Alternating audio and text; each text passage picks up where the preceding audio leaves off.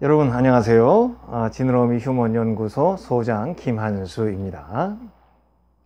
나 넘어질 때 우리 삶의 넘어짐과 고통에 대한 이야기를 한번 나눠보고자 합니다.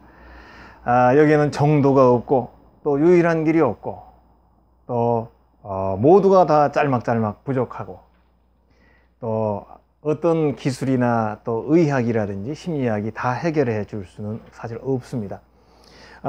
그렇지만 우리가 작은 부분이라도 함께 이야기하면서 아주 조금이라도 함께 나누고 생각하는 가운데 도움을 얻을 수 있으리라 그런 생각을 해 봅니다. 우선 힘들 때는 조금이라는 게 중요하죠. 우리가 배가 아프면 그냥 배가 뒤집어져도 조금만 뭔가 약간만 뭐가 회복이 돼도 화장실만 갔다 와도 그 응급한 상황을 또 넘기는 경우들이 있잖아요. 그런 것처럼 큰 어마어마한 왕도 같은 절대적인 완치 이런 거는 얘기를 못 한다 하더라도 작은 거라도 함께 얘기하고 함께 생각할 때에 우리에게는 그래도 작은 도움이 또 될 수 있고 서로 주고받을 수 있다 그렇게 생각을 해 봅니다. 오늘은 세나게 얘기를 해보려고 해요. 이 세상에 나쁜 개는 없다. 이런. 이거 아주 제가 또 우리 안 사람하고 늘 즐겨보는 그런 프로그램인데, 사실은, 원래 이전에 도그 위스퍼러가 있었습니다. 요건 이제 내셔널 지오그래픽에서 이제 개에 대한 프로그램이 있었고, 또 요건 디스커버리, 애니멀 플래닛이라고 하죠. 애니멀 플래닛에서 My Cat from Hell, 지옥에서 온 내 고양이. 그래가지고 또 고양이 또 성격 이상한 거 또 이렇게 그렇게 서로 이렇게 고치고 하는 그 프로그램이 있는데, 이제 세상에 나쁜 개는 없다가 이제 우리나라에서 운영한 것이죠. 원래 이제 원조는 도그 위스퍼러인데 요게 이제 사실은 호스 위스퍼러라고 하는 영화가 있었습니다. 요거는 이제 로버트 레드포드가 주연을 했던 90년대 영화인데, 이 호스 위스퍼러는 원래 직업이 있어요. 그러니까 위스퍼라는 말은 속삭이다 그런 말이거든요. 그러니까 이제 요거는 말 조련사인데, 말 조련사면서도 단순하게 뛰는 거 이런 것만 가리키는 게 아니라 말도 굉장히 정서적인 부분이 있다고 그래요. 그래서 그 말의 정서적인 부분, 상처 이런 것들을 잘 보듬으면서 말을 치료도 해주고 더 훌륭한 그런 말이 될 수 있도록 도와주는 사람은 호스 위스퍼러라고 해요. 그래서 이제 이 호스 위스퍼러에서 따가지고는 이 도그 위스퍼러라는 프로그램이 나온 거죠. 근데 요게 나오는 사람이 이제 시저 밀란이라는 사람인데, 시저 밀란 화이트 아메리칸이 아닙니다. 그러니까 백인이 아니고 이렇게 히스패닉이나 아니면 에이시안 쪽에서 온 사람, 하여튼 좀 이제 혼혈된 분인데, 이분이 이제 이 개에 대한 근데 이분은 굉장히 스타 기질이 있어요. 그래서 굉장히 아주 청중을 사로잡는 자기만의 카리스마가 있습니다.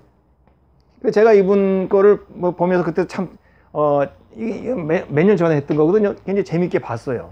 저는 또 동물에 대한 걸 좋아하기 때문에. 그래서 이 사람이 이제 개를 이렇게 치유하고 개를 이제 성격을 고치고 그런 걸 많이 봤는데, 제가 보기에 이 사람은 치유 쪽이 아닙니다. 우리 개도 치유를 받아야 되거든요. 개도 이렇게 개도 상처가 있고 어려운 여건들이 있으면 개의 마음속에서 이렇게 치유받아야 될 부분들이 있는데, 시저 밀러는 치유 계열보다는 조련사적인 모습이 많습니다. 그래서 어떻게 하면 개한테 주도권을 안 뺏기느냐 이런 얘기. 그러니까 우리가 옛날에 동갑내기 과외하기 그런 영화가 있었어요. 동갑내기 과외하기. 거기에 보면 동갑을 과외하니까 항상 좀 만만하잖아요. 그러니까 과외 선생님이 뭐라 하냐면, 나는 선생이고 너는 학생이야 그렇게 얘기한다. 응? 나는 선생이고 너는 학생이야. 그래서 아주 유명한 말이 돼가지고 대단히 이제 패러디를 많이 했죠. 시저 밀러는 그런 스타일. 나는 주인이고 너는 개야. 이 사람이 재미는 있지만은 좀 그런 권위. 절대로 개한테서 권위를 잃어서는 안 된다. 그런 걸 굉장히 많이 이제 강조합니다. 그래서 항상 주인의 입장에서 그 주인의 입장에서 개한테 절대 정신적으로 밀리면 안 된다. 뭐 이런 거를 많이 예, 강조하고 또 약간 위엄이나 카리스마로 개를 이렇게 탁 잡으려는 그런 분위기가 좀 있습니다. 그러니까 스타성이 있는 이런 그 방송을 잘 찾는 사람이니까 아주 재밌게, 그리고 또 오히려 이 사람만 스타가 된 거죠. 그런데 그래서 이제 그런 거에 후속 프로가 다른 쪽에서 My Cat From Hell, 고양이를 또 뭐 이렇게 뭐 이런 게 있었지만 우리나라에 우리나라에 이제 세상에 나쁜 개는 없다가 뭐 저는 초창기부터 이분의 프로를 많이 봤는데, 우리가 강형욱 조련사 아시죠? 우리 강훈련사. 이 강훈련사는 뭐 프로그램 자체는 이런 쪽에서 온 것이지만 강훈련사는 제가 이렇게 보니까 달라요. 개를 대할 때 이분은 치유 쪽을 다룹니다. 시저밀라는 쉽게 얘기하면 뭐 교정, 시정 이런 쪽으로 뭐 개를 고치고, 개 잘못된 부분을 그냥 꾸짖어서 고치고, 권위로 고치고 뭐 이런 쪽이라면, 이 강훈련사는 개를 동반자로 생각을 하는 것 같아요. 따스하게. 그래서 보는 사람들에게 굉장히 그 마음이 따스해. 물론 이게 실제로는 시저밀란이 하는 거가 우리가 옛날부터 개를 다뤄왔던 방식이죠. 사실 우리하고 시저밀란이 공통점이 더 많죠. 우리 주인이니까. 그런데 우리 강훈련사의 이 세나개 방송을 보게 되면서 정말로 저 사람처럼 개를 대해야 되는 것이 정말 우리가 가야 할 길이구나 하는 생각이 들어요. 그래서 저도 이전에는 뭐 보신탕 같은 거 누가 주면 먹고 그랬거든요. 또 맛있고. 근데 제가 이제 세나개 꼭 이 때문은 아니지만 그래도 최근 들어서는 몇 년 전부터는 제가 이 보신탕을 안 먹어야 된다 이런 생각을 합니다. 개는 이제 정말 우리가 마음으로 대해야 된다. 그래서 강훈련사는 개에게 문제가 있을 때는 반드시 이 개를 우리 동반자, 사람과 동일한 그러한 그 동료, 동반자의 모습으로 개를 이렇게 따스하게 대하더라고요. 그래서 그 부분이 참 제가 볼 때 저게 정말 좋은 감동이다. 오락 프로가 아니다. 저거는 정말로 사람들에게 가르쳐 주기도 하면서도 사람들의 마음도 정말로 감동시켜준다. 그런 생각이 들어요. 왜냐하면 결국은 그 개의 마음이라는 것이 문제가 있을 때 반드시 원인과 결과가 있는 거잖아요. 그러면 그 원인을 이렇게 알게 되면 우리가 결과를 이해할 수 있게 되고, 원인을 잘 또 교정해주고 원인을 잘 치료해주면 결과를 다르게 낼 수도 있게 되고 그런 거거든요. 이 동물이라 하더라. 사람은 훨씬 더 복잡한 요소들이 있지만 큰 흐름은 같은 것이. 제가 고양이가 아파서 견뎌내고 회복되는 것처럼 결국 원인과 결과라고 하는 것을 크게 보는 맥락은 같고 회복하는 맥락은 같은 것이에요. 그래서 이 강훈련사 같은 경우는 정말로 개 중심으로 개의 입장에서 이렇게 관찰해주고 개를 따스하게 대하는 그 모습 참 제가 굉장히 큰 감동을 많이 받고, 정말 우리나라 이 프로가 더 중요하다고 생각이 들어요. 좀 아는 사람이 있으면 외국의 그 내셔널 지오그래픽에 오히려 우리 프로그램을 거기에 이렇게 보내주면 훨씬 더 시저밀란보다 좋은 효과가 나리라 이렇게 생각이 듭니다. 정말 제가 봤을 때는. 그래서 이제 늘 저는 이제 뭐 이 프로를 우리 안 사람과 같이 애청을 하는데, 어느 날 이 군견 얘기를 제가 봤어요. 정말 내가 오랫동안 봤지만 이 부분에서 참 그 감동이 있더라고요. 뭐냐면 군견인데, 군견 세파드, 이제 세파드는 크잖아요. 잘생기고 지능도 높습니다. 그래서 이제 어떤 사람이 군견을 입양을 받았어요. 그러니까 얼마나 좋아. 개가 막 크니까 동네에 끌고 다니는 남들이 와 그러죠. 폼 잡으려고 딱 이제 아주 가슴 설레는 마음으로 이 세파드를 딱 입양을 해왔는데, 이게 보니까 얘가 그 큰 덩치에 눈동자가 힘이 없어요. 눈동자만 보면 알잖아요. 항상 사람을 멀리하고 눈치만, 사람이 가면 이렇게 피하려고, 무섭지도 않아. 무슨 큰 개가 덩치만. 그러고는 뭐 요만한 개가 막 그냥 놀자고 달려들어 그 조그만한 개도 이렇게 피해요. 산책도 못해. 나가면 금방 들어와. 그러니까 뭐 항상 있는 건 어디 주차장 구석에 혼자 이렇게 있습니다. 아, 그 큰 개가, 잘생기고 위험 있는 개가, 주인도 그 큰 개 좀 폼 좀 잡으려고 데려왔을 거 아니에요. 그 문제가 있어가지고 이제 우리 강훈련사가 다 이 군견 세파들을 가서 딱 보니까 바로 진단이 나오더라고요. 군견 중에는 새끼 때 이제 구분을 해서 군견을 이제 구분을 하는데, 이제 얘는 군견하기가 좀 어려워. 이렇게 되면 이제 딱 구분해가지고, 그럼 새끼 때 빨리 다른 데로 보내거나 그래야 되는데, 그러지 않고 그 새끼를 그대로 같이 키운대요. 밥만 축내는 거죠. 얘는 군견으로서 활동을 안 시키고 우리 애만 가둬놓는데, 옛날에는 그렇게 하다가 적절한 기간이 되면 안락사를 시켰대요. 지금은 이제 안락사 시키는 게 법으로 금지가 돼가지고 그냥 그 가둬놓고 있다가 그냥 입양으로 온 거예요. 그러니까 얘는 어마어마한 상처와 공포와 불안 속에서 세상을 살아온 거죠. 그 우리에서 갇혀가지고. 다른 군견들은 그냥 뭐 이런 데 높은 데도 뛰어넘고 훈련도 하고 막 어디 뭐 수색하러도 가고 씩씩거리고 그냥 위풍당당하게 사는데, 얘는 밥만 축내는 존재였던 거예요. 얼마나 힘들었겠어요. 사람으로 보면 정말로, 만약 그 사람의 모습을 거기에다 이 군견에다가 대입을 했다고 그러면 정말로 힘들었을 거라 봐요.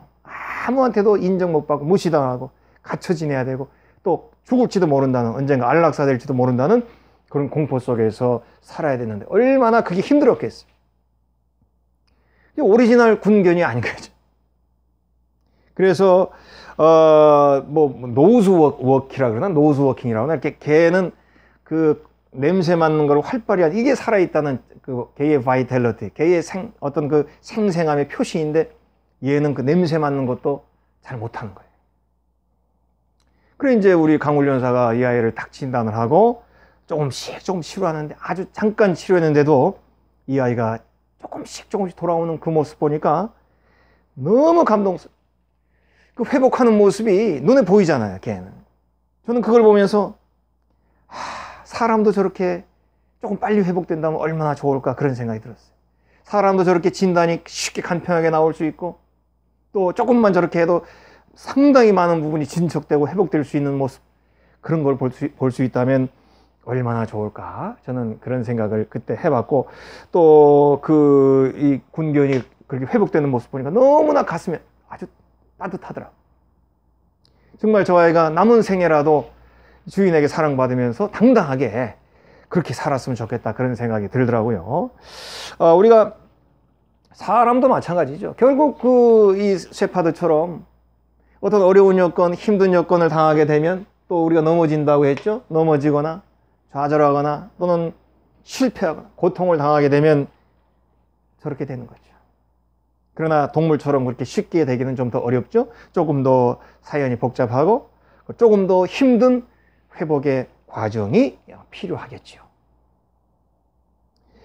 강훈련사가 개를 금방 진단할 수 있는 것처럼, 사람도 내 상처가 어디서 왔는가를 알 수 있다면요, 내 상처가 어디서 왔는지 원인을 알기 때문에, 그 출처를 알기 때문에 노력하면 치료할 수 있습니다.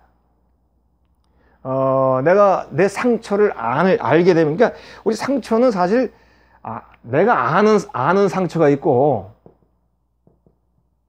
모르는 상처가 있어요. 이게 굉장히 중요합니다. 우리는 이제 이 강좌에서는 대체로 내가 아는 상처를 중심으로 얘기하려고 하거든요. 왜냐하면 아는 상처를 조금이라도 이렇게 내가 치유하고 다시 일어서고, 또 아는 상처가 있으면 또 내가 낫게 하고 치료하고 이렇게 하다 보면, 모르는 상처도 이제 내가 나중에 그걸 이렇게 치료할 수 있는 힘을 얻을 수 있게 되거든요. 근데 모르는 상처는 굉장히 범위가 넓고 복잡하고 힘들고 전문적이죠. 근데 우리가 아는 상처는 하여튼 내가 알기 때문에 어떤 식으로든지 치료할 수 있습니다. 알기 때문에. 그런데 이제 모르는 상처, 잠깐 모르는 상처를 얘기한다면, 우리 인간에게도 모르는 상처가 많습니다. 저도 모르는 것, 본인도 당사자도 모르는 거예요.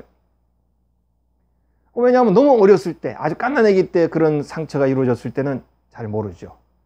내 의식에서는 기억이 잘 안 나죠. 희미하게 기억나는 경우도 약간 있지만 어쨌든 모르는 상처는 기억이 안 나요. 그래서 내 어떤 그 무의식 속에 아니면 마음 깊은 곳 여기에서 가끔 느낌이 오죠. 그리고 단편적으로 그 모습이 이렇게 나타났다 사라졌다 그렇습니다. 그래서 우리가 잘 모르는 그 상처는 심지어는 어렸을 때에 이루어진 상처도 있지만 내가 어머니 태중에 있을 때에 이루어지는 수도 있어요. 요거는 이제 뭐 아직 교과서나 이런 데 공인적으로 나오지는 않지만 최근의 연구들에서는 이게 지금 이런 연구가 쏟아지고 있습니다. 왜냐하면 아이는 어머니의 자궁 속에 이렇게 들어가 있죠. 근데 아이가 이미 특히 딸 같은 경우는 더 합니다. 이미 딸은 어머니 뱃속에 있을 때 앞으로 내가 여자로서 출산하고 하는 모든 기능들이 형성이 되는데 그때 자연스럽게 어머니의 모든 그 부분을 그대로 다 받게 되는 것이죠. 그런데 내가 어머니가 아이를 갖고 있을 때 그 어머니가 정신적으로 어떤 이런저런 상태에 특히 힘들고 어려운 상태를 접하게 되면 태중에 있는 아이에게 그것이 그대로 전달이 되죠. 또 한 가지, 어머니가 애초부터 아이에게 유전적으로 전달해 주는 부분에는 이미 그 어머니의 어머니, 그러니까 외할머니죠. 그 외할머니의 영향이 이미 그 아이에게 들어가 있는 거예요. 그래서 최근에는 이런 것까지 갑니다. 아이라고 하면 이 외할머니, 외할아버지까지 들어가요. 그러면 이제 그 태중에 이런 그 모습들이 DNA로 또는 보이지 않는 요소로 작용해서 무의식으로 남아 있는 경우도 있습니다. 그런 것들에 대한 그 연구가 지금 많이 나와 있어요. 그래서 그것도 뭐 사소한 사이비 연구가 아닙니다. 미국의 하버드라든지 이런 권위 있는 대학에서 나온 연구 중에서 그런 요소들이 지금 상당히 많이 나오고 있습니다. 그러니까 이런 건 우리가 모르는 상처인가요? 모르는 상처. 그러니까 뭐 굳이 뭐 그림을 그리자면은 그 나가 있어요. 내가 있으면 이 나는 나의 어머니가 나를 낳죠. 어머니가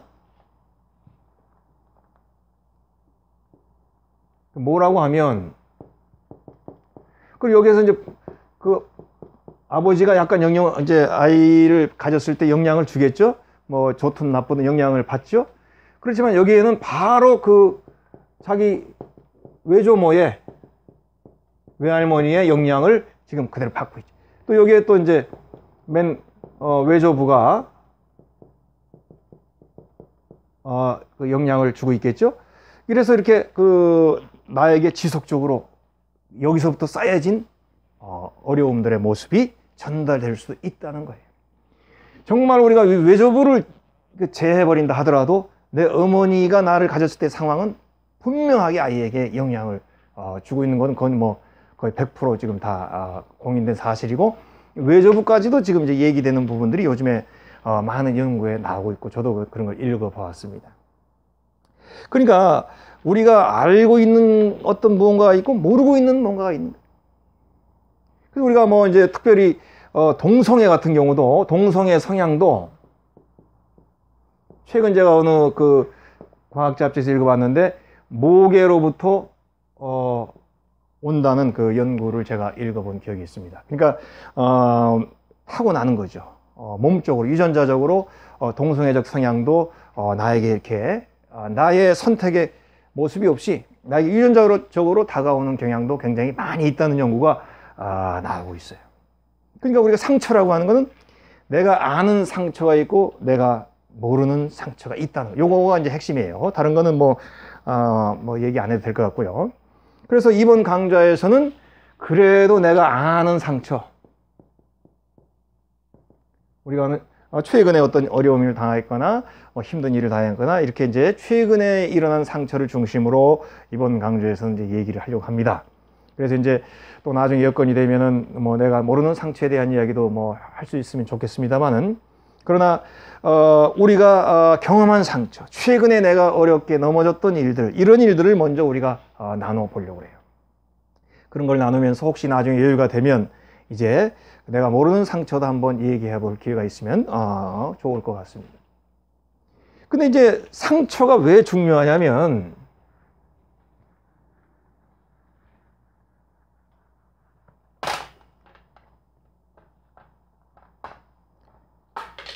누군가가 이제 상처를 당했다. 이제 상처가 이제 나에게 상처가 누군가가 상처가 있다 그러면 이 상처를 받은 사람은 그 주변에 인간 관계가 있잖아요. 그러니까 뭐 잠시 오다 가다 만난 사람, 이 사람 그냥 뭐 저런 스타일이 다 있어 하고는 휙 하고 넘어가서 안 만나면 끝이죠. 근데 만약 이런 상처를 좀 가지고 있는 사람이 내 직장 상사거나, 그렇죠? 특히 군대를 간 사람이란 내 군대에 있는 그런 나보다 선임자, 혹은 내 집안 식구, 부모님이라든지 특히 부모의 영향이 더 많죠. 이런 경우에 나에게 이 상처의 영향이 다가오는 것이죠. 그러니까 이제 일종의 전이가 되는 것, 전달이 되는 것이죠.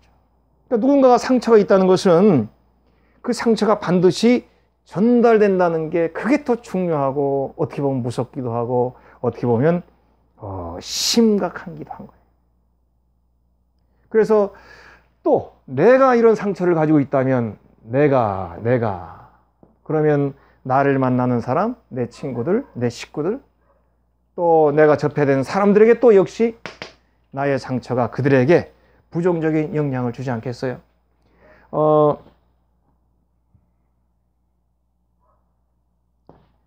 참 아주 명곡 중에 명곡이라고 생각하는데 우리 하덕규님의 이제는 목사님이 됐어요. 가시나무라고 하는 노래.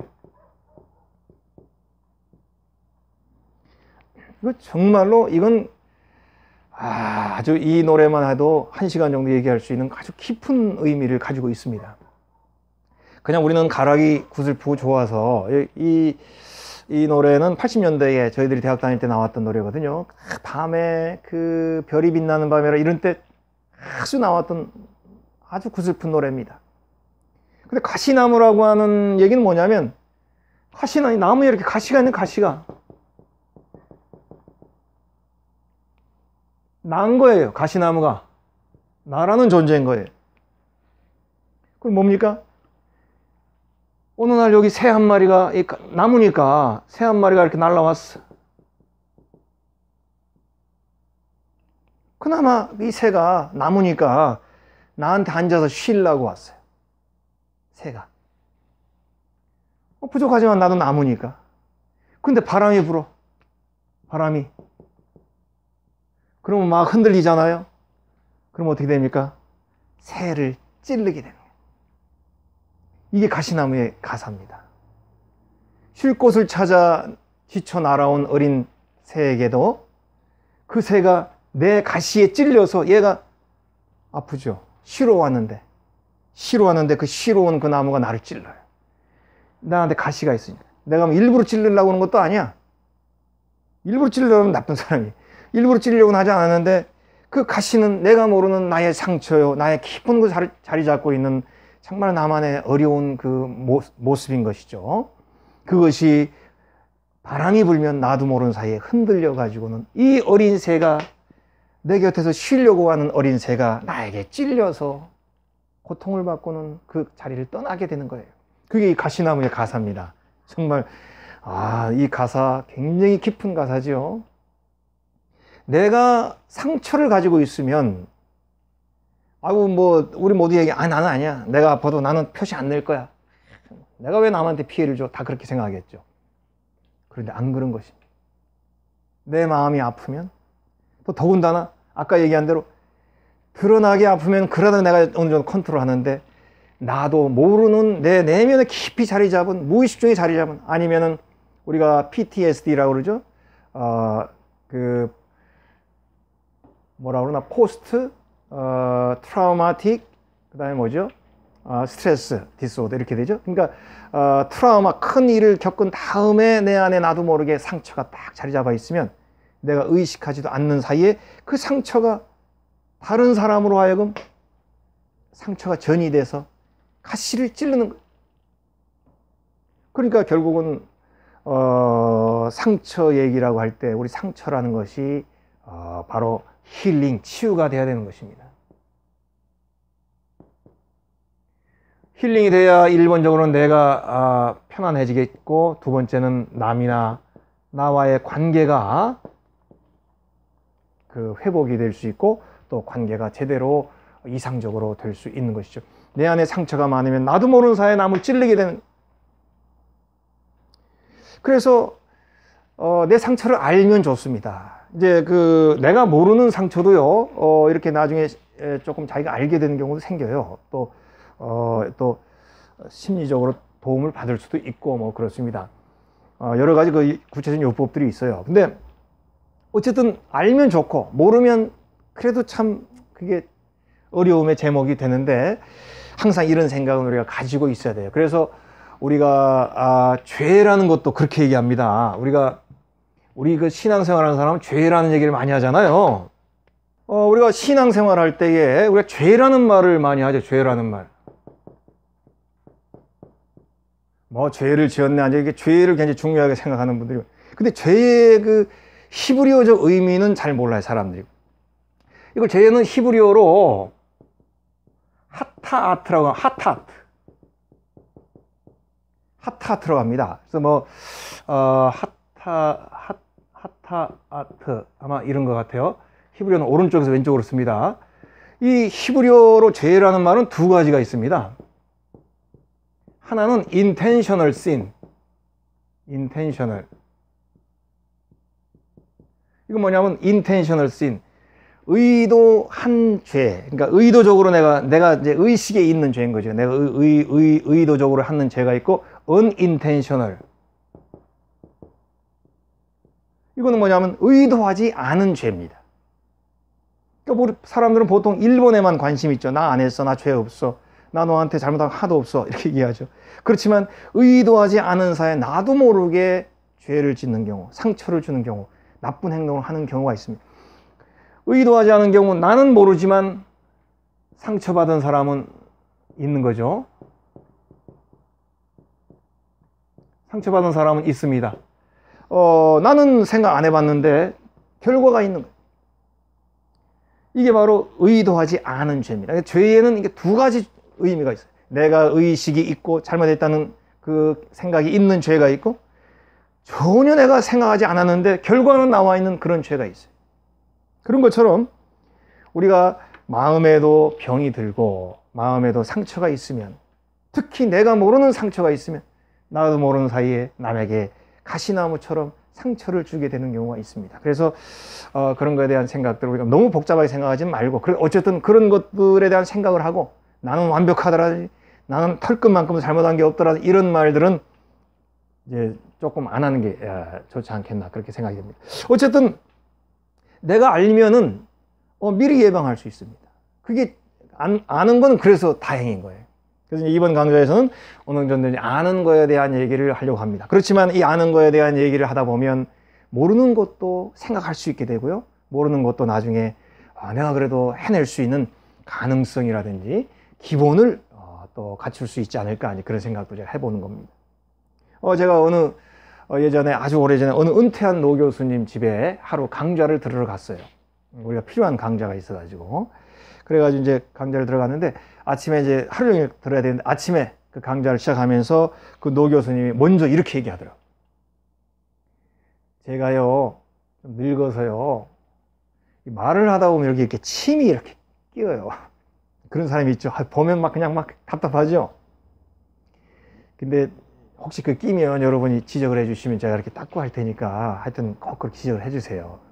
그리고 또 제가요, 나이가 들어서요, 자꾸 이 눈물이 이렇게 나와요. 이게 우리는 슬퍼야 나오는데 나이 드시면 이렇게 자기도 모르게 이렇게 나오는 겁니다. 그때는 물론 제가 미리 알면 닦겠지만, 혹시 못 닦으면 여러분이 얘기해 주시면 제가 닦으면서 할게요. 그렇게 얘기를 하죠. 정말로 아닌 게 아니라 하루 종일 이제 우리가 그분하고 강좌하면서 그런 일이 많이 일어났어요. 그런데 단 한 사람도 불편하게 생각해 본 적이 없어요. 왜 그렇습니까? 미리 교수님이 얘기해 주셨으니까. 그래서 이제 심하면 저기 교수님 닦으셔야 되겠네요. 그럼 아, 예, 이렇게 닦고 하고. 남에게 얘기하면 그거 달라지는 거예요. 그래서 내 증상을 안다면, 나의 모습을 안다면 관계에서도 이미 해결할 수 있는 8분응선 정도는 이미 넘어 있는 것입니다. 그래서 나 넘어질 때는 그래도 어느 정도 아는 것을 다루는 겁니다. 그래서 나 넘어질 때는 불가능한 게 아니에요. 힘들어도 아는 거기 때문에 언젠가는 우리가 회복할 수 있고 넘어설 수 있고 견뎌낼 수 있는 것입니다. 그렇지만 모르는 거는 더 힘든 부분이지만 그건 나중에 얘기한다고 그랬죠. 그런데 모르는 것 중에서도요, 저절로 없어지는 것도 많습니다. 분명히 내가 태중에 있을 때 어려운 여건을 당했는데, 예를 들자면 태중에 있을 때 그 어머니가, 그 부모가 홀로코스트를 경험했다든지 이런 경우 있잖아요. 6.25 전쟁의 그런 참상이나 트라우마를 내 옆에 있는 사람이 막 죽는다든지 막 그냥 홀로코스트, 아우슈비츠에서 사람이 죽어나가는 걸 봤다, 엄청난 충격을 가지면서 아이가 태중에서 임신돼서 성장했는데도 아무 문제가 없는 사람도 있습니다. 반드시 있어요. 그건 왜냐하면 좋은 성장 여건을 가졌기 때문에. 무엇이 좋냐, 이거는 다 얘기하기는 어렵겠죠. 얼마나 많겠어요, 종류가.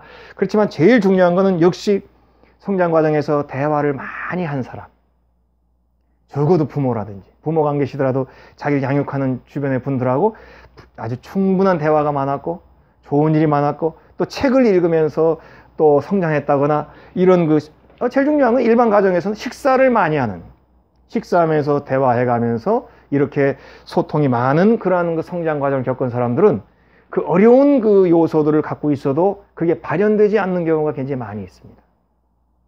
그래서 뭐 다양한 모습이 있는 거죠. 몸도 마찬가지예요. 몸도 어떨 때는 어떤 상처는 이게 금방 잘 낫는 것도 있지만 어떤 상처는 수고를 했는데도 잘 안 나는 경우도 있잖아요. 근데 기왕의 상처는 잘 나서야 되겠죠. 이게 중요합니다. 이렇게 상처가 났으면 꿰매고 또 뭐 항생제를 먹고 해서 빨리 난 상처하고, 저도 손에 이렇게 상처가 좀 있는데 옛날에 늘 많이 개구짖게 놀아가지고 상처가 오래 간 것도 많아요. 왜냐하면 상처를 옛날에 제대로 치유 못하고 꿰매야 되는데 안 꿰매고 맨날 또 더러운 데 가서 놀고 막 물탕 치고, 그러니까 낫는 거 갖다가 또 곪고 오랫동안 안 나는 게 많이 있어요. 그런 것처럼 우리의 마음에서도 어떤 상처가 있을 때에 이것을 내가 인식해야 되겠고요. 그리고는 이것을 인식했으면 치료하려고 노력을 하고 조치를 취하면 그래도 다른 상처보다 나은 것입니다. 상처를 얻었으면 왜 얻었느냐에 관심을 갖는 것보다는 이 상처가 덧나지 않게 또 빨리 나을 수 있도록 노력하는 게 우선이 되는 거죠. 그래서 우리 마음에 있는 상처 중에서 계속 남아있으면서 나에게 힘들게 해주고 상처가 남아있고 완치가 안 되는 그런 상처도 있습니다. 또 마음에 그런 상처가 남아있으면서 계속 나를 힘들게 하고 내 마음을 약하게 하고 내 성격을 그쪽으로 주관하게 만들어버리죠. 그러면 남아있는 상처가 내 성격과 나의 삶을 자꾸 부정적으로 이끌게 되겠죠. 그러면 나를 늘 봐야 되는 사람, 내 식구들, 또 내 직장 생활 동료들, 그리고 나의 삶의 자리에 있는 사람들, 내 상처에 영향을 받게 되죠.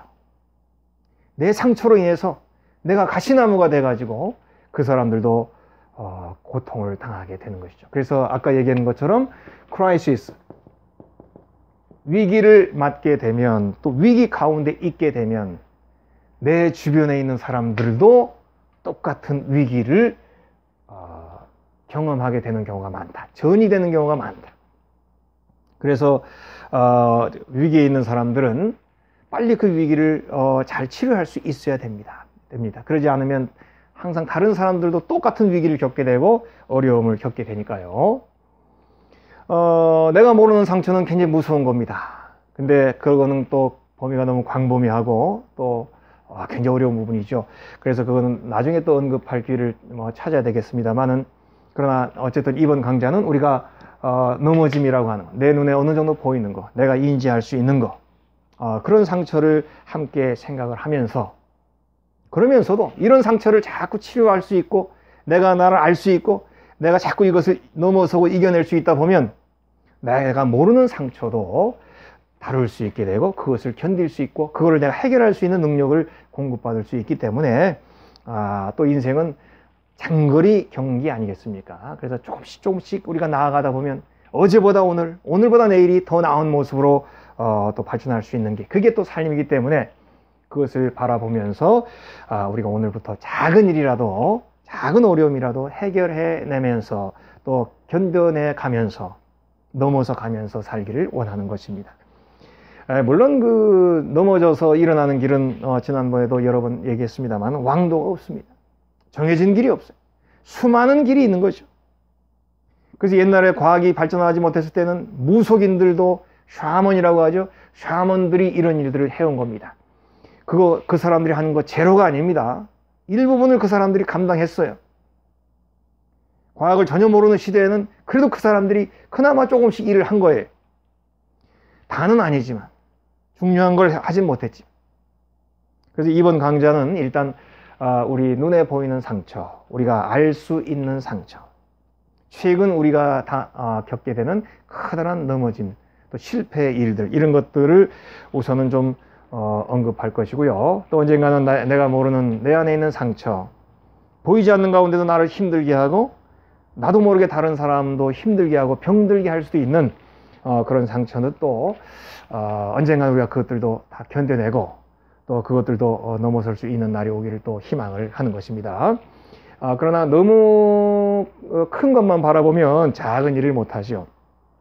우선은 우리 눈에 보이는 상처, 내가 최근에 겪게 된 넘어짐과 좌절, 그런 어려운 일들, 눈앞에 보이는 일들을 함께 생각하고 이야기를 나누면서 그러는 가운데 나도 모르게 조금씩 이거를 견딜 수 있는 면역력, 또 넘어설 수 있는 용기, 또 고통을 덜 느낄 수 있는 그런 나만의 그런 모습들을 조금씩 습득하게 되고요.